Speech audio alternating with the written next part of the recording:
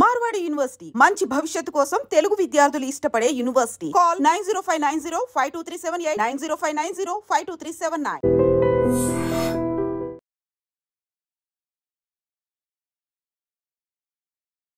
ఆర్టీసీలో ప్రయాణం అంటే సురక్షితం.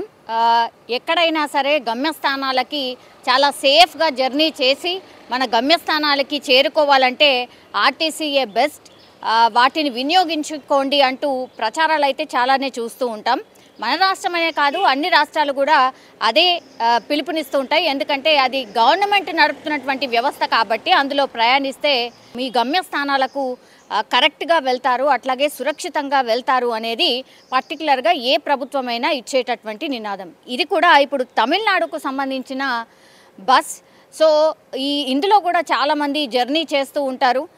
సో ఒక్కరు జర్నీ చేయడానికి అప్పుడప్పుడు అంటే చాలా మట్టుకి మనం చూస్తాం కార్లు అవి ఇవి తీసి ఓన్లీ ఒక్కరే అందులో ప్రయాణం చేస్తూ ఉంటారు. అట్లా కాకుండా మీరు ఆర్టీసీ బస్ ఎక్కండి, ప్రాపర్గా బస్సెస్ మీకు అందుబాటులో ఉన్నాయి. అట్లాగే మీకు అన్ని వసతులతో, అన్ని హంగులతో, అన్ని టెక్నాలజీస్తో ఇప్పుడు బస్సులు అందుబాటులో వచ్చాయి కాబట్టి వాటిని వినియోగించుకోండి అని వినియోగదారులకు, ప్రజలకు ఏ ప్రభుత్వాలైనా పిలుపునిస్తాయి. అట్లాగే తమిళనాడు కూడా చేసింది. కానీ ఈ బస్ జర్నీ చేసిన వాళ్ళు, ఇప్పుడు మనం చూస్తూ ఉన్న ఈ బస్సులో జర్నీ చేసిన వాళ్ళకు మాత్రం ఒక చేదు అనుభవం. అట్లాగే ఈ బస్ గమ్యస్థానానికి చేరుకుంటుందా లేదా అనే డౌట్ రాకుండా మానదు. ఎందుకంటే మనం చూడొచ్చు ఇందులో స్పష్టంగా డ్రైవర్, ఆ బస్సు కదులుతోంది, డ్రైవర్ డ్రైవింగ్ సీట్లో కూర్చొని డ్రైవ్ చేస్తూ ఉన్నాడు.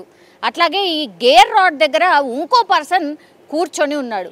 ఆయన ఏం చేస్తున్నాడు అని అంటే ఆ గేర్ రాడ్ ఈయన ఆపరేట్ చేస్తే కానీ ఆ బస్సు ముందుకు కదలలేని పరిస్థితి అయితే ఉంది. ఇది ఇప్పుడు సోషల్ మీడియాలో పూర్తిగా వైరల్గా మారింది.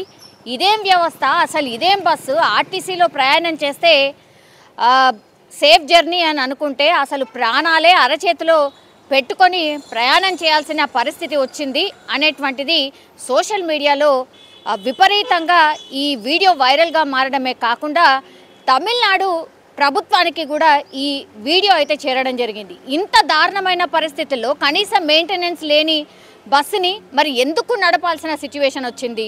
ఈ బస్సు ఒక్కదాన్ని పక్కన పెడితే ఏం అయిపోదు కదా, ప్రజలు ప్రాణాలని పణంగా పెట్టి ఈ బస్సుని ఇట్లా తోలడం అవసరమా అనేది ఇప్పుడు పెద్ద ఎత్తున చర్చ అయితే నడుస్తోంది.